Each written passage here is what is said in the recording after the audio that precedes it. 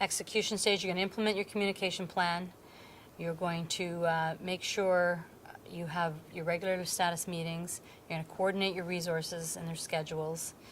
You're going to manage the risks to your mitigation plan. You're going to follow all the plans that you just recorded, and you're going to execute to that. So the whole point of having the planning phase is so that you have something to work with during the execution phase.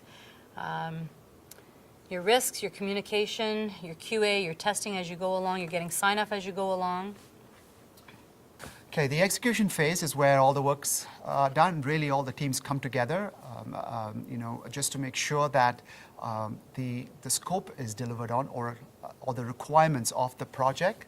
One very important aspect which comes from the planning, is the stakeholder management. So in effect, communication is very important.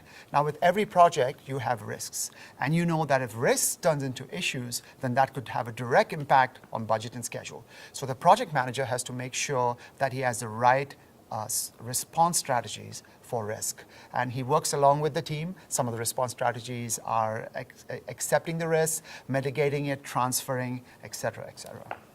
Communication and continuously staying on top of the communication strategies and implementing those strategies or methodologies for which have been identified in the communication management plan should be continued. So the distribution of information throughout the execution stages of a project, who's getting the information, are they getting the appropriate information, is extremely important. The second component is the stakeholders' expectations. During the execution phase of the project, you need to ensure that stakeholders' expectations are being met and that the stakeholders' issues are being addressed. The last component of execution is you have a team, and as a project manager, a great project manager is also a great leader. They have the ability to influence their team, empower their team, and ensure that they're exercising or putting a project team member in an area where we can enhance their strengths.